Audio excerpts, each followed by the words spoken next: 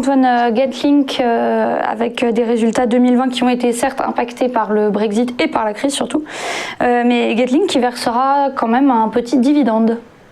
Voilà, c'est vrai que c'est la bonne nouvelle de ces résultats, sachant qu'ils ont été quand même assez mauvais. Getlink, qui est anciennement Eurotunnel et qui gère le tunnel sous la Manche entre autres, n'a pas pu faire de prévision pour 2021 faute de visibilité.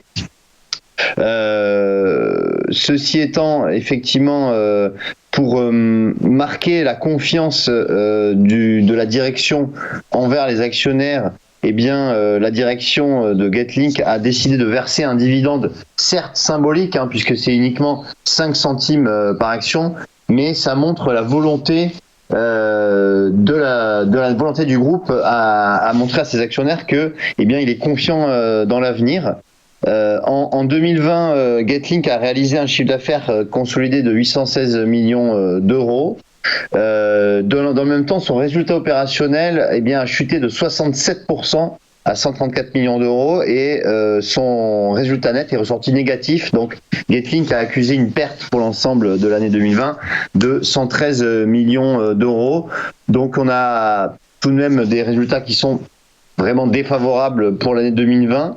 Ceci étant, ce matin en bourse, on voit qu'il n'y a pas vraiment de réaction sur le titre Getlink, puisque le titre Getlink est en progression de 0,21%, donc vraiment peu de réaction sur le titre. Ce qui fait que les investisseurs n'ont pas vraiment mal accueilli les résultats. Et quand on regarde graphiquement l'évolution du titre, on est vraiment sans tendance depuis plusieurs mois maintenant. On est compris dans une borne latérale très bien définie entre 12,36 € et 14,62 €. Et on navigue à l'intérieur de ces deux bornes.